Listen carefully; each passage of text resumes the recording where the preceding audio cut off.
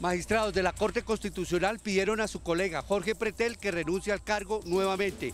También decidieron hacer públicas las sesiones de selección de tutelas. ¿Debe el magistrado Jorge Pretel renunciar a su cargo en la Corte Constitucional? Magistrado Jorge Pretel asegura que nunca va a renunciar. El exmagistrado Alberto Rojas aseguró ante la comisión de acusación que no hubo nada ilícito en la selección de la tutela que dio origen al escándalo Pretel. El jefe del equipo negociador del gobierno advierte que el cese de bombardeos no fue una decisión que se haya tomado a espaldas de los mandos militares. Policía anuncia que continuará con la erradicación de cultivos ilícitos de las FARC.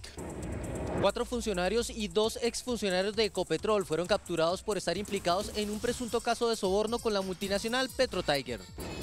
Desde Betulia, Santander, el presidente Juan Manuel Santos declara calamidad pública esta zona por los graves daños que ocasionó el sismo en las últimas horas que se presentó en el país. El mandatario se compromete a reparar a todos los afectados. Alcaldía de Bogotá corrige los límites urbanos de los cerros orientales. 26 barrios faltan por legalizar. En 2 billones de pesos aumentará la deuda externa colombiana como consecuencia del alza en el precio del dólar. Colombia empata con Venezuela y aplaza clasificación a la final del Suramericano Sub-17. Todo sobre el duelo Barcelona Nacional por Copa Libertadores.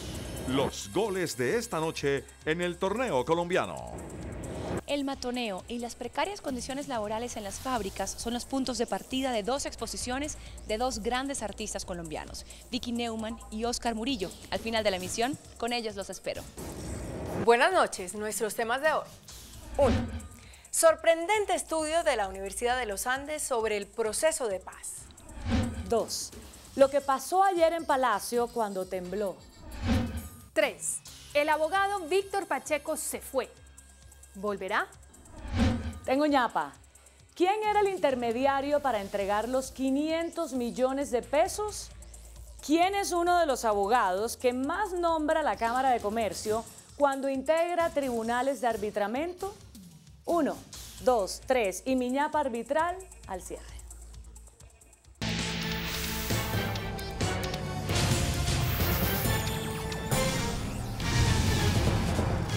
Buenas noches. Los magistrados de la Corte Constitucional pidieron la renuncia de su colega Jorge Pretel vinculado a un escándalo por el presunto intento de pago de un soborno para fallar una tutela.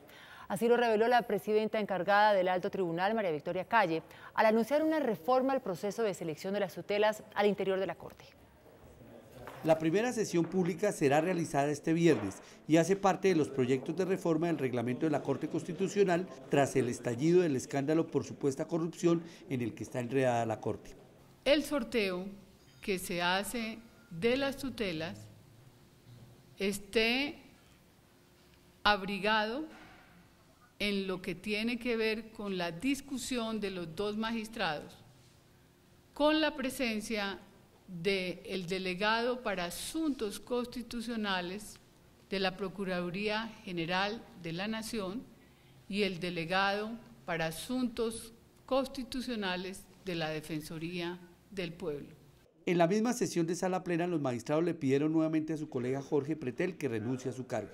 6 colegas de sala plena pedimos esa separación de manera contundente y 2 colegas, los doctores Jorge Palacio y Mauricio González, le pidieron renunciar al cargo. El magistrado Pretel, quien también intervino en la sesión de sala plena, se comprometió a considerar la petición. El doctor Jorge Pretel nos señaló que no renunciaría. Posteriormente, nos dijo que consideraría esa petición. Según los magistrados, la permanencia de Pretel en el cargo produce inquietudes entre la opinión pública y afecta a los procesos que cursan en el Alto Tribunal. Y sobre este tema consultamos la opinión de los colombianos. El Centro Nacional de Consultoría realizó una encuesta a nivel nacional. Alejandra Ortiz, buenas noches. ¿Cuáles son los resultados del sondeo? Inés María Andrea, buenas noches. El Centro Nacional de Consultoría realizó la encuesta para CMI en las 5 principales ciudades del país. Y estos son los resultados. A la pregunta, ¿usted considera que el magistrado Jorge Pretel debe renunciar a su cargo en la Corte Constitucional? Así respondieron los colombianos. 64% asegura que sí, el 14% 10% respondió que no y el 22% no sabe, no responde. Además, le preguntamos a los seguidores de nuestras redes sociales si son partidarios o no de que el magistrado Jorge Pretel renuncie a su cargo.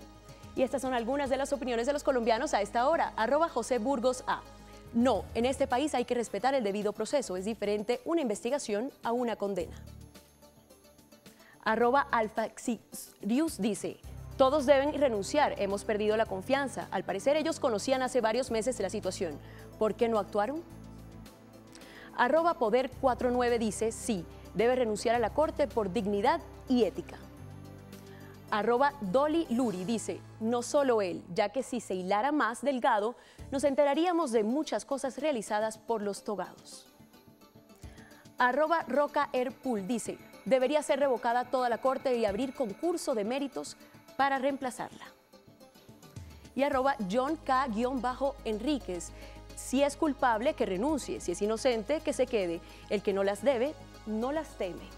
A ustedes los invitamos a que nos sigan en @CMI La Noticia para que siempre estén bien informados y también en nuestra fanpage de Facebook que nos encuentran como cmi.com.co. Inés María y María Andrea, sigan ustedes con más noticias. Pues Alejandra, precisamente frente a la solicitud de renuncia que sus colegas de la Corte Constitucional le hicieron en sala plena, el magistrado Jorge Pretel aseguró a CMI que se mantendrá en su cargo. Aunque le dijo a sus compañeros que consideraría la renuncia o el apartarse de manera temporal del cargo de magistrado, en un mensaje enviado a este noticiero afirmó que nunca renunciaría y que es una decisión ya tomada. Su respuesta es similar a la que dio en un comunicado frente a las declaraciones del pasado martes del ministro de Justicia, Yesid Reyes, en la que también le pidió a Pretel que considerara su separación del cargo. Que no es un derecho. El ministro del Interior, Juan Fernando Cristo, pidió la renuncia del magistrado Jorge Pretel, mientras que el presidente del Consejo de Estado, Luis Rafael Vergara, calificó de deplorable los recientes escándalos que afectan a la justicia. El presidente del Consejo de Estado, magistrado Luis Rafael Vergara, deploró los recientes escándalos de la rama judicial. Hechos que indignan a la sociedad y desmoralizan a miles de jueces y empleados probos y diligentes. El ministro del Interior, Juan Fernando Cristo, respaldó la petición del jefe de la cartera de Justicia, Yesid Reyes, para que el magistrado Jorge Pretel se aparte definitivamente de su cargo. Le haría un gran favor el magistrado Pretel a la Corte Constitucional y a la justicia en el país. El primer ministro en haber pedido la renuncia de Pretel fue el de Justicia. El procurador Alejandro Ordóñez dijo que se debe respetar el debido proceso a los implicados y calificó de exóticas las declaraciones del ministro de Justicia, Yesid Reyes, en las que pidió la renuncia del magistrado de la Corte Constitucional, Jorge Pretel. Desde el departamento del Chocó, el procurador general Alejandro Ordóñez se refirió al escándalo de la Corte Constitucional. Aseguró que se deben brindar todas las garantías para que sea un proceso justo y cuestionó las declaraciones del ministro de Justicia en el sentido que el magistrado Jorge Pretel debería renunciar. Debe respetarse igualmente la presunción de inocencia del debido proceso. Si el doctor Pretel y los particulares implicados en ello y algunos otros magistrados, si los hubiere, son responsables, que se conozca la realidad, que se les condene. Yo creo que las aseveraciones del ministro de Justicia anoche son exóticas. En su visita a Quibdó, donde entregó ayudas a los más necesitados, dijo que lo mejor para la institucionalidad del país es que los organismos de justicia actúen prontamente y esclarezcan los hechos. Pues el exmagistrado Alberto Rojas Ríos se presentó ante la Comisión de Acusación de la Cámara para exponer las razones que tuvo en la selección de la tutela de Fidupetrol que dio origen al escándalo en la Corte Constitucional. Rojas dijo que no hubo nada ilícito en la escogencia de la tutela. El exmagistrado Alberto Rojas Ríos aseguró que nunca vio nada irregular en la selección de la tutela de Fidupetrol. Jamás, nunca escuché absolutamente nada. La tutela se seleccionó con el más absoluto rigor jurídico y recuerden bien que yo dejé hacer parte de la Corte Constitucional el 22 de julio. La decisión de esta tutela se produjo al filo del mes de septiembre del año 2014, septiembre-octubre del año 2014. Mañana en la mañana, el magistrado Mauricio González ampliará su declaración ante la Comisión de Acusación y luego presentará su testimonio su colega Jorge Iván Palacio. El jefe del equipo negociador del gobierno, Humberto de la Calle, advirtió que el cese de bombardeos no es un cese bilateral de fuego disfrazado, como lo llamó el procurador general. Tengo que decirle al señor procurador, con todo respeto, que su interpretación no es correcta. Así contestó de la calle a la apreciación del procurador sobre la suspensión de los bombardeos a los campamentos de las FARC. Tampoco es un cese bilateral disfrazado. Al tiempo que advirtió que el cese de bombardeos no será la primera medida que se tomará para disminuir la intensidad del conflicto. Creemos que en el próximo ciclo vamos a impulsar decididamente otros gestos de desescalamiento, como lo hemos venido haciendo desde hace varias semanas. De la calle insistió en que se trata de un cese de bombardeos que va a ser transitorio y que no va a paralizar a las fuerzas militares. Aquí no hay acantonamiento de fuerzas militares, no hay repliegue de fuerzas militares, seguirán actuando en todo el territorio nacional, seguirán ejerciendo control de área. Y afirmó que se trata de una determinación consultada con el mando militar. Esto no es una decisión a espaldas del estamento militar y policial. El procurador Alejandro Ordóñez hizo reparos al anuncio del presidente Santos. El cese bilateral es entendible a la terminación del conflicto, cuando haya desarme total y desmovilización absoluta. Pero previamente, pues se presenta lo que ya hemos conocido. Y hoy invitó al expresidente Álvaro Uribe a integrar la Comisión Asesora de Paz. El general en retiro Rafael Zamudio, integrante de la Comisión Asesora de Paz convocada por el presidente Juan Manuel Santos, considera que no es favorable para la seguridad del país la suspensión de los bombardeos contra las FARC y propuso a la guerrilla entregar la ubicación de sus campamentos para que la medida funcione. Para el general Zamudio, la medida anunciada no favorece la seguridad del país y tampoco a las fuerzas militares. Mal podemos nosotros renunciar a nuestro primer instrumento para mantener el control, para proteger a nuestros ciudadanos. Y lanzó una propuesta para que de todas maneras el cese de bombardeo se pueda dar como está previsto. ¿Y por qué las FARC no le pasan al gobierno una lista de la ubicación de sus campamentos? Si ellos dan las coordenadas y dicen dónde están ubicados los campamentos, pues pudiera seguramente garantizarles mejor esta decisión que tomó el gobierno. El general Zamudio dijo que esta sería la mejor forma de garantizar que el cese funcione, pues además será difícil de diferenciar para las fuerzas militares los campamentos de las FARC y del ELN, este último grupo guerrillero contra el que el presidente Santos ordenó arreciar la ofensiva. Por su parte, el director antinarcóticos de la Policía, general Ricardo Restrepo, denunció un aumento en los cultivos de coca de las FARC en 4 zonas del país. Además, dijo que la ofensiva contra la guerrilla se concentrará en la erradicación de estos cultivos. El director antinarcóticos de la policía le reveló a CMI que tras la orden del presidente Santos de suspender por un mes los bombardeos contra las FARC, la ofensiva se va a concentrar en los cultivos ilícitos que tiene esa guerrilla. La orden del presidente de la República es continuar con el programa de erradicación, eso es lo que estamos haciendo. Para la policía es claro que en algunas zonas del país ha aumentado la presencia de cultivos ilícitos de las FARC. Un incremento de cultivos en algunas regiones del país, lo que es la zona del Catatumbo, eso es una verdad ya pública. Lo que tiene que ver en algunas regiones de Nariño, de Putumayo y alguna parte, digamos, del Pacífico. En lo corrido de este año, la policía ha asperejado 10.692 hectáreas de coca frente a 55.532 en todo el año pasado. En cuanto a erradicación manual de estos cultivos, este año van 754 hectáreas frente a 11.702 en todo 2014, la mayoría de todas estas de las FARC.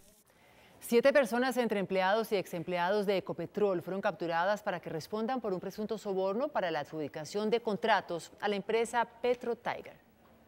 La Fiscalía General hizo efectiva la captura de 4 funcionarios y 2 exfuncionarios de Ecopetrol, quienes están implicados en presuntos hechos de corrupción. En este caso, exdirectivos de Petro Tiger se vieron involucrados con pagos de sobornos a los funcionarios a los cuales se le están imputando los cargos el día de hoy. Y los sobornos para estas actividades que se están imputando hoy ascendieron a más o menos $330.000. El gobierno envió un mensaje a los funcionarios corruptos. No tolera ni tolerará de ninguna manera los actos de corrupción por parte de servidores públicos. Esta noche fueron presentados David Durán, exfuncionario de Ecopetrol, y su esposa Johanna Navarro, quienes no aceptaron cargos, y Mauricio Vesga, quien aceptó un delito y se acogió a principio de oportunidad. La Unidad Anticorrupción de la Fiscalía General, donde se adelanta esta investigación, actualmente se encuentra cooperando con el gobierno de los Estados Unidos, donde son procesadas otras personas. El ex vicepresidente Angelino Garzón hará todo lo posible para inscribir su candidatura a la alcaldía de Cali, respaldado con firmas. Tras considerar que el Consejo Nacional Electoral le vulneró los derechos, Angelino Garzón hará lo posible por aspirar por firmas a la alcaldía de Cali por medio de una tutela. Si no se puede por el partido de la U y si se puede por una acción de tutela, estoy dispuesto a hacerlo por firmas. Esta acción se basará en los salvamentos de voto de algunos magistrados del CNE que no estuvieron de acuerdo con el concepto del organismo. Es un concepto que dice relación con cargos en corporaciones públicas. En el caso concreto, pues se trata de un cargo uninominal, como era el caso de Angelino Garzón, vicepresidente, luego no aplica. Según el organismo electoral, Garzón incurrió en doble militancia por no haber renunciado antes del 25 de julio. Los trabajadores de la Drummond denunciaron a la empresa por el presunto traslado irregular de un cadáver de un empleado que falleció en un accidente en el puerto de carbón de Ciénaga Magdalena. El pasado 4 de marzo, 18 toneladas de carbón cayeron sobre 2 operarios del puerto Drummond, ocasionándole a Deiner Noriega la muerte casi instantánea. Es trasladado sospechosamente en una ambulancia para la policlínica de Ciénaga. La sorpresa para sus familiares y compañeros fue cuando vieron salir el cuerpo de Deiner en el platón de esta camioneta conducida por Robinson Quinta, contratista de Drummond, acompañado por el médico del puerto Álvaro Cantillo. Cosa que repudiamos, porque a pesar de que el compañero está muerto, es un compañero que merece un tratamiento digno. Inmediatamente tengamos información directa y precisa sobre el caso, claro que abriremos una investigación a través de la Dirección Territorial del Ministerio. Según la Fiscalía, este traslado irregular del cadáver sería un delito grave que podría conllevarle a la Drummond consecuencias penales. El presidente Juan Manuel Santos, luego de visitar el municipio de Betulia, Santander, declaró la calamidad pública en la zona para dar celeridad a la reparación de los daños que dejó en la población el sismo registrado en el día de ayer. Con esta medida, el presidente puede asignar de manera inmediata recursos para ayudar a esta población. Declarar la zona como una zona de calamidad pública. Son 92 viviendas afectadas que se consideran habitables, pero hay otras 70 que tienen alto riesgo de ser habitadas. El gobierno tendrá que construir viviendas nuevas. 2.800 millones para estas viviendas. Esta es la vivienda de la familia Márquez Herrera. Sin duda, es de las más afectadas aquí en Betulia, Santander, por el fuerte sismo ocurrido ayer. Ellos le piden al gobierno que no los deje solos porque su vivienda prácticamente está inhabitable. Esto quedó totalmente destruido y todavía están cayendo escombros. Anoche no pudimos dormir acá, un vecino nos refugió. El reloj de la iglesia del municipio de Betulia se detuvo en la hora que ocurrió este sismo, 3:55 de la tarde. Algunos habitantes señalan que es un símbolo para que el gobierno los tenga presente y sepan que ahí esperan las ayudas. La Secretaría de Planeación de Bogotá modificó los límites de los cerros orientales y definió una nueva zona rural donde no se podrá construir. Como área rural no urbanizable fue declarada mediante resolución de la Secretaría de Planeación la franja de adecuación de los cerros orientales que comprende 973 hectáreas y que ha sido centro de una polémica. Y de ahí hacia el oriente pues tenemos un área rural. Según la administración se ordena la prohibición para hacer nuevas construcciones en esa zona y se evalúa la situación de 15 proyectos que deberán demostrar nuevamente la legalidad de los derechos adquiridos que tienen para urbanizar. Un proceso de transferencia de derechos a otras áreas de la ciudad para que podamos preservar la reserva. El alcalde Gustavo Petro denunció presuntas ilegalidades de los propietarios de estos terrenos. Son en su mayoría empresas panameñas. Nosotros creemos que hay lavado de activos parcialmente. Dentro de los nuevos límites quedaron incluidos 34 barrios legalizados y 26 faltan por legalizar. El ministro de Hacienda, Mauricio Cárdenas, afirmó que el alza del dólar genera un incremento de 2 billones de pesos en los intereses de la deuda externa. El alza en el precio del dólar empieza a presionar los costos en intereses de la deuda externa colombiana. De acuerdo con el último reporte del Banco de la República, este rubro en noviembre del año pasado cerró en más de 58.000 millones de dólares para un aumento del 15%. La devaluación de la divisa incrementa la deuda pública en 2 billones de pesos. Ya programado un aumento de más de 2 billones de pesos en el costo de los intereses de la deuda por cuenta de la devaluación, pero eso está incorporado ya en nuestros ejercicios financieros. El codirector del Banco de la República, Juan Pablo Zárate, explica por qué el aumento de la divisa. Pues Colombia tenía buena parte de sus divisas dependientes de lo que pasara con los precios de los productos básicos y especialmente del petróleo.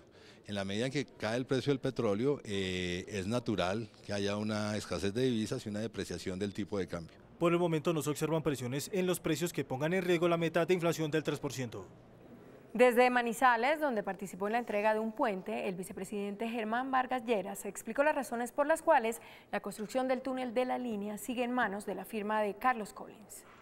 El vicepresidente Germán Vargas Lleras aseguró que su oposición a que el contratista del túnel de la línea continuara adelante con la obra se debía a su indignación porque esta estuvo parada durante 7 meses, pero que ahora espera que las condiciones se den para que salga adelante. Bajo estas condiciones, donde el Estado tiene control sobre la tesorería de la obra, donde hay un compromiso mes a mes de entrega de avances de la misma, nos hacemos la ilusión de que la obra termine. Ya ha habido el refrán, más vale un mal arreglo que un buen pleito.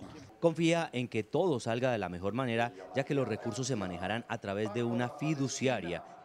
La Comisión de Regulación de Comunicaciones redujo el tiempo para que los usuarios notifiquen su decisión de finalizar un contrato de servicios adquirido con un operador de telefonía fija y celular.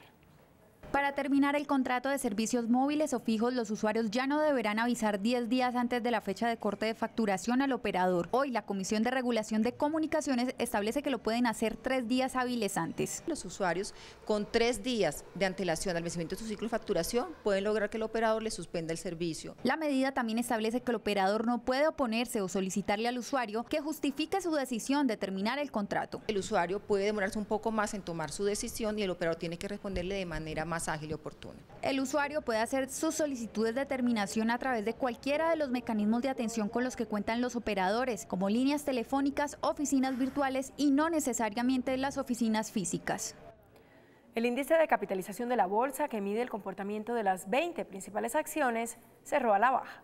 El índice Colcap de la Bolsa de Valores de Colombia cayó 0,01%. Canacol Energy fue la acción más valorizada. Bancolombia fue la acción más desvalorizada, hoy cayó 4,29%. Las acciones de Ecopetrol fueron las más transadas. Hoy movieron 21.368 millones de pesos. Luego de presentarse problemas en la plataforma de negociación y registro de operaciones, afectando a cientos de inversionistas en el mercado de renta fija de la Bolsa de Valores de Colombia, a las 3:15 de la tarde se reanudaron transacciones. De acuerdo con la bolsa, se seguirá trabajando para que este tipo de eventos no se vuelvan a presentar.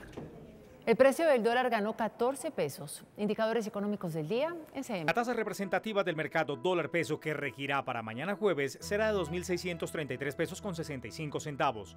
Los profesionales del cambio comprando el dólar en promedio en 2.330 pesos y lo venden en 2.360. Un euro cuesta 2.765 pesos con 33 centavos. La libra de café colombiano cerró en Nueva York en $1.31. La libra de azúcar finalizó la jornada en 13,14 centavos de dólar. Un barril de petróleo WTI cuesta $48 con 19 centavos. Una acción de Ecopetrol cuesta 1.850 pesos. La selección Colombia Sub-17 empató con Venezuela en el Sudamericano de Paraguay y aplazó su clasificación. Ya volvemos. Dos representantes de diferentes generaciones del arte colombiano, Óscar Murillo y Vicky Neumann, hoy inauguran sus exposiciones en el Museo de Arte de la Universidad Nacional, desde donde los espero después de comerciales. Aproximaciones artísticas a problemáticas colombianas.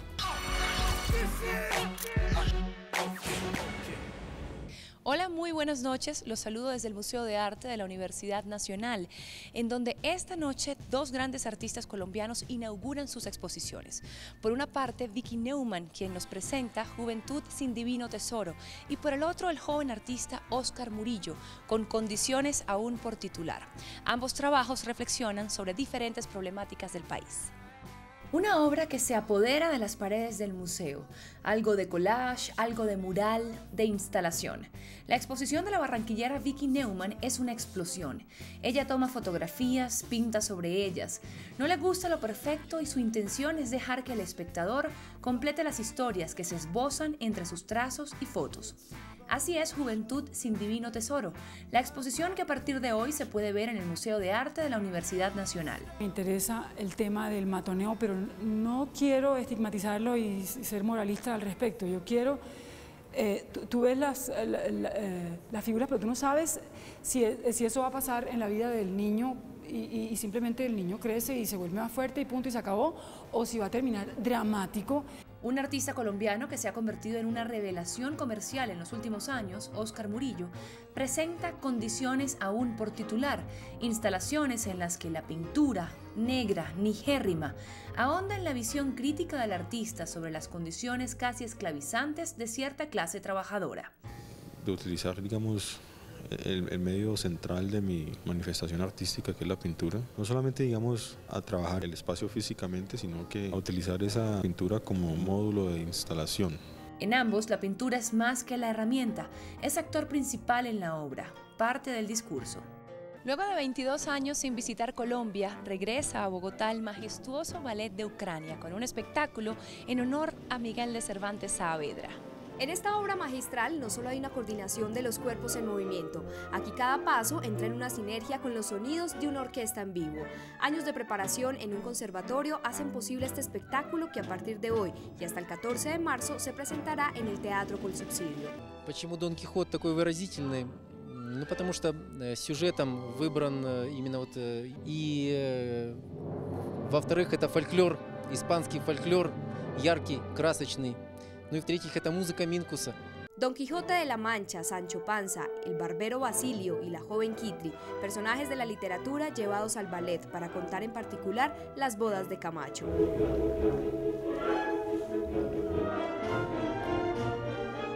Una gira del ballet clásico de Ucrania que después llegará a Cali, Medellín y Manizales. La película Alias María, que trata sobre el reclutamiento forzado de menores, fue la encargada de inaugurar la versión número 55 del Festival de Cine de Cartagena. Por esta semana, la heroica vivirá con intensidad el séptimo arte. Inició oficialmente la versión 55 del Festival Internacional de Cine de Cartagena con la presencia del presidente de la República, Juan Manuel Santos. Queremos historias que sigan construyendo memoria, historias como aquella que protagonizó Frank Ramírez cuando el perro Romero y los inquilinos que querían expulsar de la casa dejaron escrita en la pared la frase más famosa del cine colombiano. ¿La recuerdan? Una frase que así me muera de las ganas no puedo decir, pero tal vez ustedes artistas y cineastas, estoy seguro de que se la saben. Ahí tienen su... Durante la apertura, el actor y productor de cine Salvo Basile y presidente del festival hizo un recorrido por la historia del mismo. Con la premiere de la película Alias María se da inicio oficial al Festival de Cine en la ciudad fantástica Cartagena de Indias.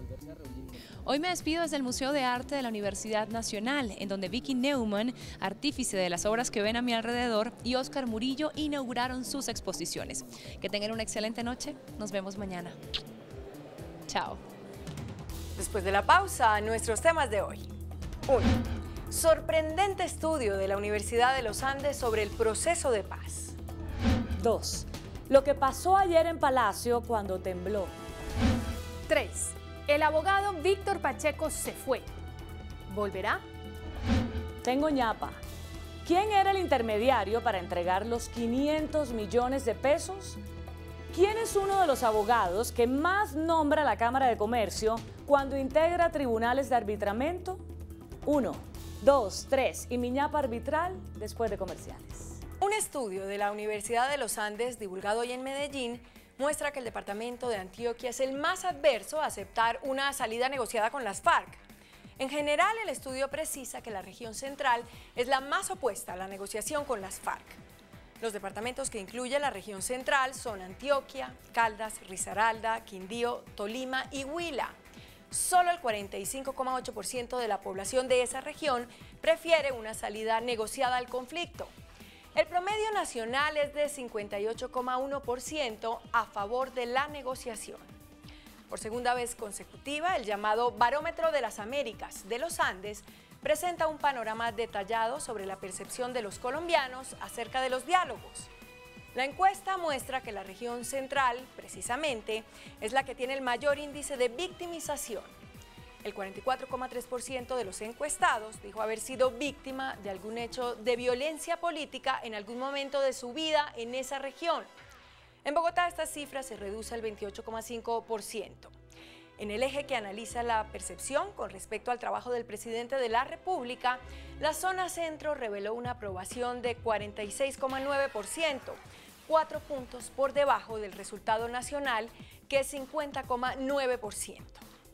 Como se sabe, el mayor opositor a los diálogos con la guerrilla es el expresidente Álvaro Uribe, quien fue gobernador de Antioquia. 2.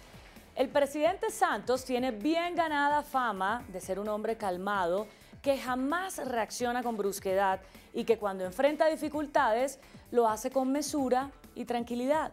Ayer esas condiciones quedaron demostradas en pleno temblor cuando con temperamento cauteloso y sereno reaccionó en el momento del sismo. Estoy temblando. El propio presidente calmó a los aterrorizados camarógrafos y al personal de producción que se preparaban para grabar su intervención de anoche en televisión. Lo que sí le alteró un poco el genio fue la interrupción en el servicio de telefonía celular que provocó el sismo. 3. Las apuestas hoy no giran en torno a si los suplentes de Santa Fe le ganan a los titulares del Caldas, sino sobre si el abogado Víctor Pacheco vuelve o no vuelve. El abogado Pacheco viajó esta mañana en Copa, rumbo a Panamá, con destino final Santiago de Chile. La Fiscalía confirmó que el abogado lo anunció desde la semana pasada al fiscal del caso, a quien le anunció su regreso para el 4 de abril. Hay quienes piensan que no regresa porque el abogado está vinculado al proceso sobre el caso que adelanta la Fiscalía, que se alista para determinar si el abogado Pacheco será vinculado por cohecho o por concusión. Cohecho es cuando se descubre un acuerdo entre un servidor público y un particular para decidir un proceso en determinada forma. En este caso, el funcionario es Pretel y el servidor público es Pacheco. Concusión es la exigencia de dinero cuando la hace el servidor público intimidando al particular.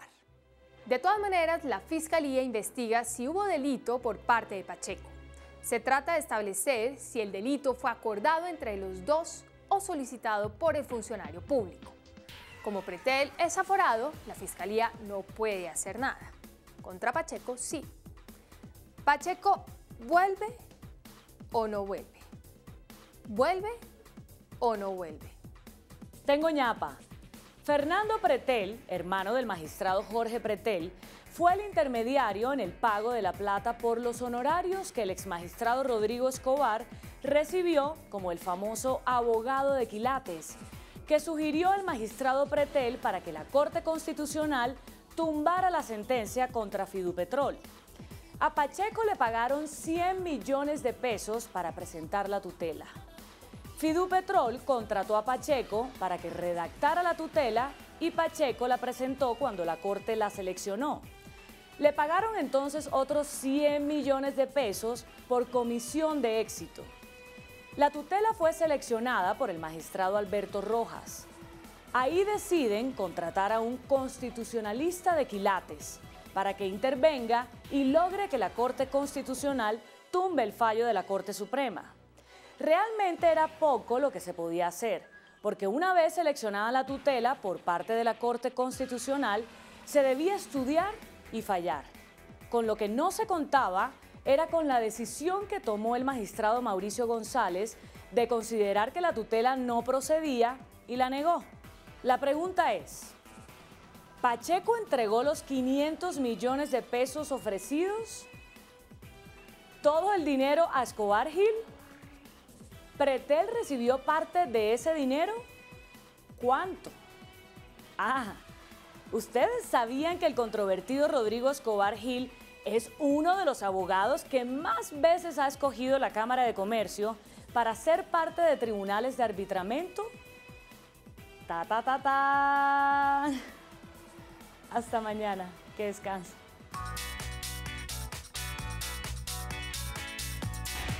Después de la entrevista en Pregunta Yamid con el presidente de la Asociación Internacional de Derecho Constitucional, Manuel José Cepeda, ¿usted cree que el retiro del magistrado Jorge Pretel de la Corte Constitucional debe ser temporal o permanente? Temporal, 73%. Permanente, 27%. Total votos hasta el momento, 916.